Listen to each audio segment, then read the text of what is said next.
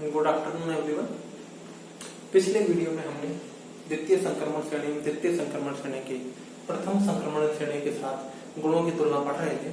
उसको पढ़ते हुए हमने पहला परमाणु त्रिज्या, दूसरा ऑक्सीकरण अवस्थाएं, तीसरा संकुलन एवं चौथा चुंबकीय गुण पढ़ लिए थे।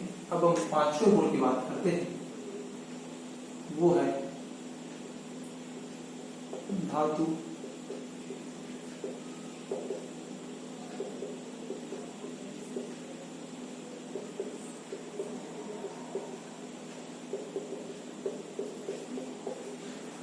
धातु धातु बंध एवं गुच्छ यौगिक। हमको सबसे पहले ये समझना है कि धातु बंध क्या होता है और गुच्छ यौगिक जो होते हैं वो क्या होते हैं। ये समझ में आ जाएगा तो हम इसके कुछ एग्जाम्पल पढ़ लेंगे और उसके साथ ही हमारा ये चैप्टर यानी दूसरी यूनिट जो है वो आज खत्म हो जाएगी। आप इसको ध्यान से देखिए। एक सबसे इम्पोर्टेंट मैं इस टॉपिक को समझाने से पहले एक बात करना चाहूंगा कि हमने जो दूसरी यूनिट पढ़ी है उसके ये छठा वीडियो है। केवल 6 वीडियो में दूसरी यूनिट खत्म हो जाएगी। पहली जो यूनिट है वो 15 वीडियो की है, 15 वीडियो में जाके वो खत्म हो रही है। तो एक यूनिट केवल 6 ही वीडियो में खत्म हो रही है। आप लोग सोच रहे हो कि तो बहुत आसान है, आसान नहीं है।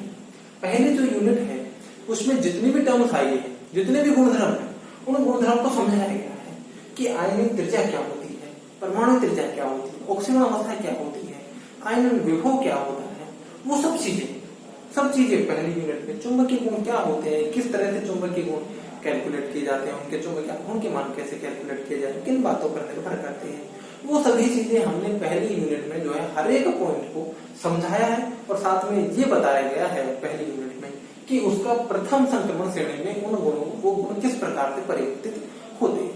पहले तो उसको समझाना और फिर किस प्रकार से परिवर्तित हो रहा है। तो समझाने वाला जो पोर्शन है ये क्या होता है, वो होता है 70%। और जो ये इस प्रथम संक्रमण श्रेणी में उसमें क्या परिवर्तन होगा वो है 30%। तो दूसरी यूनिट जो है उसमें पहले यूनिट में जो गुण थे वही गुण है, समझा तो पहले दिए, केवल ट्रेंड में क्या चेंज हो रहा है यानी परिवर्तित किस प्रकार से हो रहे हैं केवल ये उसमें बताना पड़ रहा है। ये बताते ही वो 30% पार्ट ही केवल पढ़ाना पड़ रहा है, जबकि ये समझ में तब आएगा जब हमने पहले वो 70% पार्ट पढ़ लिया होगा। इसलिए आप केवल पहली यूनिट को तैयार करोगे तो दूसरी यूनिट में केवल आपको 30% पैटर्न तैयार करने से आपके 2 यूनिट तैयार हो जाएंगे। इसलिए इन वीडियो को आप रिपीट करके देखें, पहली यूनिट को फिर देखें, फिर दूसरी यूनिट को देखें।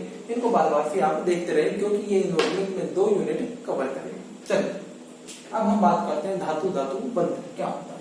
इस वीडियो के बाद ये चैप्टर खत्म हो जाएगा और 2 यूनिट पढ़ी 9 मिनट में कंप्लीट हो जाएगी। धातु बंध क्या होते हैं देखिए।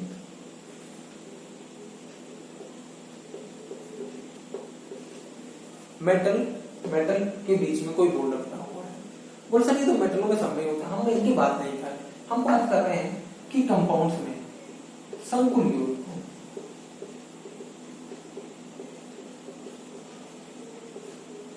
यानी ऐसे संकुल यौगिक जिनमें एक से अधिक धातु परमाणु होती है। दोबारा से रिपीट कर देता हूं, ऐसे संकुल यौगिक जिनमें धातु परमाणु एक से अधिक होते हैं, 2 होते हैं, 3, 4, 5, 6 जितने भी होते हैं, एक से अधिक धातु परमाणु होते हैं। ऐसे यौगिक जिनमें एक से अधिक धातु परमाणु होते हैं और उनमें वो धातु परमाणु एक दूसरे से बंध द्वारा जुड़े रहते हैं, तो उन यौगिकों में वो बंध धातु बंध कहलाएगा। अधिकांश यौगिक जो है वो केवल एक केंद्रीय परमाणु वाले ही होते हैं। जैसे फॉर एग्जांपल हम बात करें कि FeCO का होल CrNH3 का होल 6 3+, ठीक है। ये जैसे ये एग्जांपल है। तो इसकी बात करें हम, इसमें ये केवल धातु परमाणु, एक धातु परमाणु, ये धातु परमाणु एक है। ये हमने बात की एक सिंपल सा एग्जांपल K4FeCl3 पोटेशियम फेरोसाइनाइड। इसमें देखिए बोला आप कहोगे सर ये तो धातु है, ये भी धातु, कुल मिला के धातु में 5 हो गई। हम बात कर रहे हैं केंद्रीय धातु परमाणु, यानी ये जो है ये धातु है, ये इसके साथ में जुड़ा हुआ है और ये लिगेंड और ये केंद्रीय धातु परमाणु मिलकर ये जो बना रहे हैं, जो इस कोष्ठक के अंदर लिखा जाता है, इस कोष्टक के अंदर, वो होता है संकुल आयन। वो क्या होता है? संकुल आयन। तो संकुल यौगिक तो केवल यही है, ये तो इसकी संयोजकता को बैलेंस करने के लिए, इस पर जो ऋणावेश है उस ऋणावेश को बैलेंस करने के लिए एक साथ में आयन जुड़ा हुआ है केवल। तो इस पूरे यौगिक में केंद्रीय धातु परमाणु केवल एक ही, मैं रिपीट कर देता हूं, इस पूरे यौगिक में केंद्रीय धातु परमाणु केवल एक ही है। तो अधिकांश संकुल यौगिक जो होते हैं उनमें केंद्रीय धातु परमाणु एक ही होता है, इसलिए उसमें धातु धातु परमाणु बंध का कोई औचित्य ही नहीं है और वो बन भी नहीं सकता, एक के बीच में क्या बोलना। तो ऐसे ही संकुल यौगिक जिनमें केंद्रीय धातु परमाणु दो या अधिक होते हैं तो उनमें धातु धातु बंध पाया जाता है। तो हम फिर बात करते हैं आगे कि प्रथम संक्रमण श्रेणी, द्वितीय तृतीय संक्रमण श्रेणी में इसमें किस प्रकार से परिवर्तन होता है और क्या उनकी स्थिति रहती है, वो तुलना हम यहाँ करेंगे। तो प्रथम संक्रमण श्रेणी के जो तत्व होते हैं वो धातु धातु बंध कम मात्रा में बनाते हैं, जबकि द्वितीय एवं तृतीय संक्रमण श्रेणी के तत्वों में धातु धातु बंधों की संख्या या धातु धातु बंध अधिक पाए जाते हैं। जैसे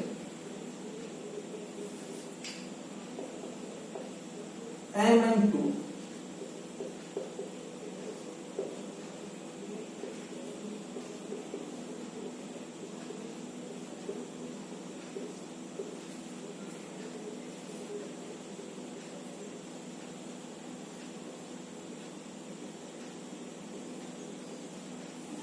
ये देखिए मैंने कुछ एग्जांपल्स लिखे जिसमें केंद्रीय धातु परमाणु की संख्या एक से ज्यादा है।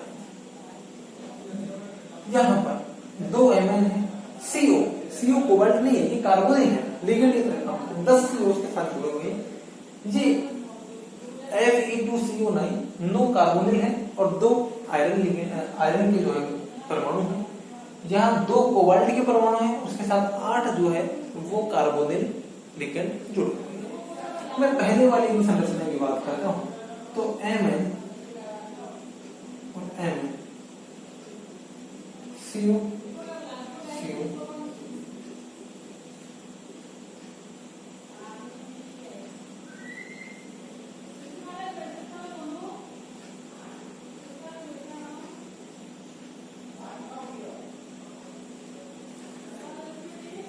ये मैग्नीज से 5 CO, एक मैग्नीज से 5 CO एक मैग्नीज से जुड़े हुए हैं और ये मैग्नीज आपस में इस बंध द्वारा जुड़े हुए हैं।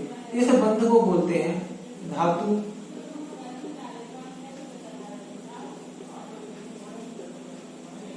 धातु धातु। ये बंध धातु धातु बंध कहलाता है।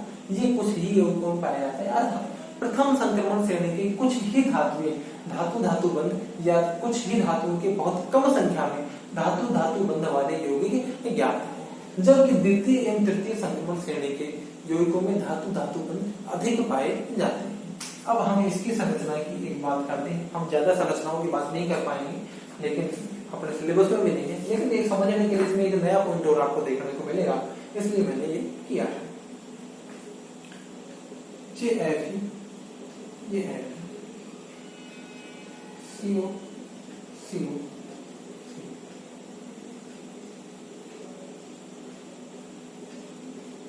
और इसके बीच में ये बना हुआ धातु धातु, ठीक है। अब देखिए JCO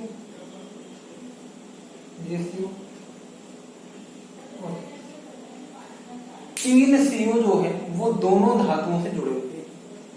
ये जो ऐसे CO 6 कार्बोनिल ऐसे हैं जो केवल एक एक धातु से जुड़े हुए हैं।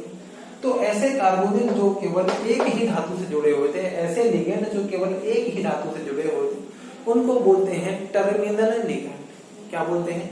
Terminal ligand. और ऐसे लिगेंड जो 2 या अधिक धातुओं से जुड़े रहते हैं, या 2 से जुड़े, हो सकता है ये एक ही कार्बोनिल 3 धातुओं से जुड़ा हो, तो 2 या अधिक धातुओं से जुड़े हुए लिगेंड को ब्रिज लिगेंड या सेतु लिगेंड कहते हैं। अर्थात इस छोर को इस छोर से जोड़ने का काम ये कर रहा है। तो एक यानी जो नदी होती है उसके एक छोर को दूसरे छोर से जोड़ने का जो काम करता है उसको ब्रिज या पुल कहते हैं या सेतु कहते हैं। तो इनको भी हम ब्रिज लिगेंड या सेतु लिगेंड कहते हैं। तो ये एक नई टर्म और थी कि ब्रिज लिगेंड क्या होता है और टर्मिनल लिगेंड क्या होता है, वो मैंने आपको बता दिया है। धातु धातु बंध क्या होता है और ये भी मैंने बता दिया है कि ये धातु धातु बंध जो है वो प्रथम संक्रमण श्रेणी के तत्वों में कम और द्वितीय एवं तृतीय संक्रमण श्रेणी के तत्वों में अधिक पाया जाता है। चलिए आगे देखते हैं।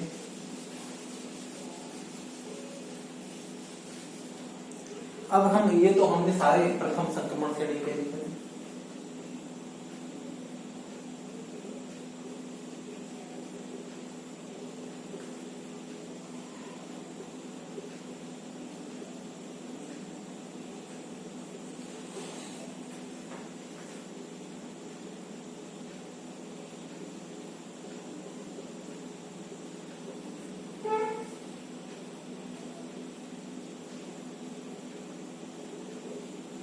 ये तो वैसे ही यौगिक है जैसे अभी हमने इसमें पढ़े थे प्रथम संक्रमण श्रेणी के तत्व, तो जैसे यौगिक थे कि भाई उसमें भी धातु धातु बनते। अब देखिए यहाँ पर संख्या बढ़ती जा रही है, ये जैसे संख्या बढ़ेगी वैसे धातु धातु बंध भी क्या हो जाएंगे, बढ़ते हुए चले जाएंगे। और एक एग्जांपल देखिए RH6CO16, ये एक देखिए कंपाउंड है जिसमें RH रोडियम जो है धातु परमाणु 6 धातु परमाणु 16 लिगेंड उसके साथ जुड़े हुए।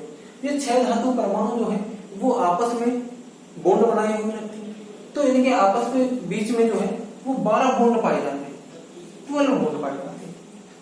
तो जैसे जैसे धातु परमाणु की संख्या बढ़ती जा रही है वैसे वैसे बंधों की संख्या भी बढ़ती जा रही है।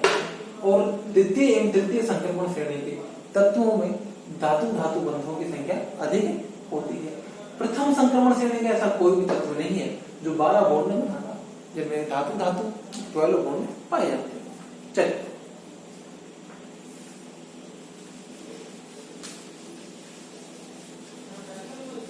नेक्स्ट हम एक एग्जांपल की बात करते हैं।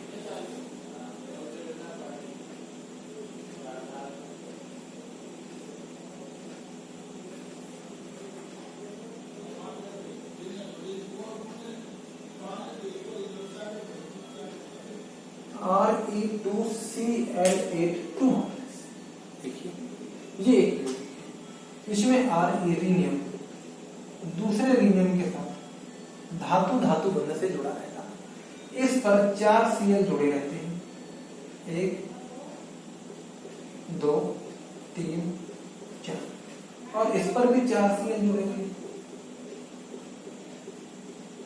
ठीक है, रीनियम रीनियम के बीच में एक मेटल मेटल बॉन्ड है। यहां केवल एक ही नहीं होता, 2 मेटल मेटल बॉन्ड नहीं, 3 नहीं, 4 मेटल मेटल बॉन्ड होते हैं, जो आपने पहली बार देखी कि रीनियम Re2Cl8 यौगिक धातु धातु के बीच में 4 बॉन्ड होते, जिसको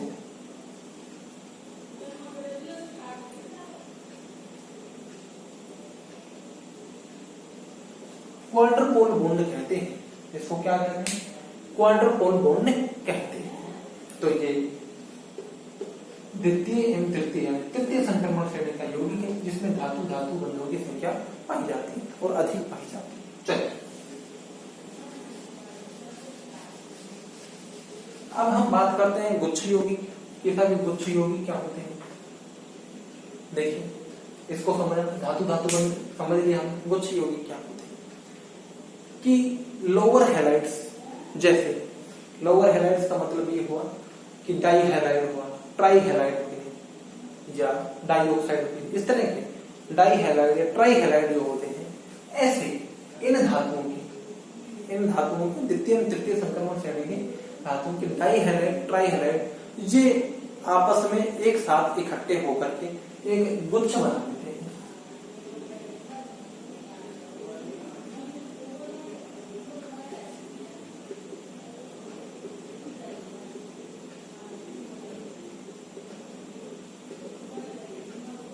डाई हैलाइड ट्राई हैलाइड, वह की जगह मैं क्या लिख दूं कि भाई एक बार मुझे डाई हैलाइड जुड़ेंगे, ट्राई हैलाइड जुड़ेंगे, डाई और ट्राई आपस में नहीं जुड़े। डाइहैलाइड या ट्राइहैलाइड, ये जो है डाइहैलाइड या ट्राइहैलाइड इकट्ठे होकर के एक गुच्छा बना लेते हैं। क्या बना लेते हैं? गुच्छा बना लेते हैं। तो ये गुच्छा जो बन गया, इसमें धातुएं भी है और लिगेंड भी है, तो ये क्या हो गया? एक संकुल यौगिक हो गया, एक यौगिक हो गया। तो ये गुच्छा जो बन गया इसको कहते हैं गुच्छ यौगिक। इस गुच्छे को कहते हैं क्लस्टर, और यौगिक का मतलब कंपाउंड। तो इन गुच्छों को कहते हैं क्लस्टर कंपाउंड। देखिए, क्लस्टर का मतलब गुच्छा, क्लस्टर कंपाउंड्स कहते हैं। यानी डाइहैलाइड या ट्राइहैलाइड जो है वो बहुत सारे एक साथ इकट्ठे हो जाएंगे और इकट्ठे होकर के वो जो गुच्छा बना लेंगे उनको हम कहेंगे गुच्छ यौगिक या क्लस्टर कंपाउंड। अब इनके जो एग्जांपल है, अब हम उनकी बात करें। चलिए,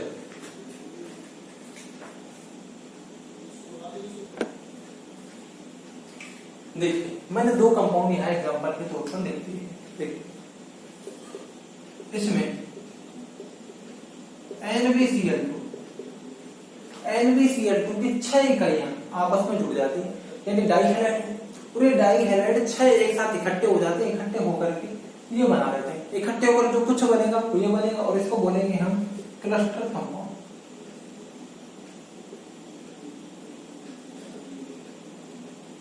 इसकी एक इकाई क्या है? ये ऐसी 6 इकाइयां एक साथ इकट्ठी होगी। ये Re3Cl9, इसमें ReCl3, इसकी 3 इकाइयां, कितनी इकाई? इसकी 3 इकाइयां आपस में जुड़ जाती हैं और जुड़ करके ये बना लेती हैं और इसको कहेंगे हम क्लस्टर कंपाउंड। तो क्लस्टर कंपाउंड क्या होता है वो मैंने बता दिया और उसको एग्जांपल भी बता दिए, और गुच्छ यौगिक जो है क्लस्टर कंपाउंड वो कैसे बनते हैं वो मैंने बता दिया है कि एक साथ इकट्ठे होने से बनते हैं। चलिए नेक्स्ट बात करते हैं बाहुल्यता।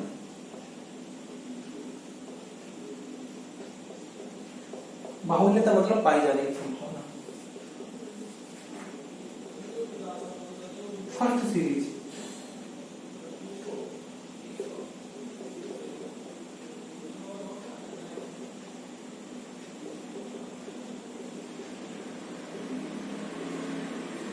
प्रकृति में या पृथ्वी पर फर्स्ट सीरीज को जो एलिमेंट है, सारे तत्व 10 तत्व जो है वो मिलाकर के कुल मिलाकर के 6.79% भाग बनाते हैं। पृथ्वी पर प्रथम संक्रमण श्रेणी के तत्व जो है वो टोटल का 6.79% भाग है। जबकि यानी ये बहुतायत में पाए जाते हैं, जैसे लोहा है, जैसे मैग्नीज है, जैसे जो टाइटेनियम है, ये बहुतायत में पाए जाते हैं, ये बहुत सारी मात्रा में पाए जाते हैं। और भी बहुत सारे एलिमेंट है, प्रथम संक्रमण श्रेणी जो एलिमेंट है वो बहुत ज्यादा मात्रा में पाए जाते हैं। यानी वो टोटल का 6.79% है, पृथ्वी के कुल भाग का 6.79%।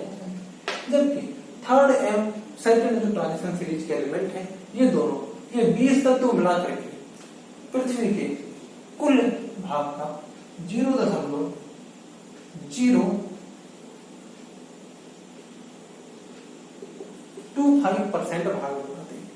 देखिए, ये 10 तत्व जो है प्रथम संक्रमण श्रेणी के वो इतना भाग है, जबकि ये 20 तत्व मिलकर के केवल 0.025% की मात्रा में पाए जाते हैं। यानी कि प्रथम संक्रमण श्रेणी के तत्वों के बजाय द्वितीय एवं तृतीय संक्रमण श्रेणी के तत्व हैं वो बहुत ही कम मात्रा में पाए जाते हैं।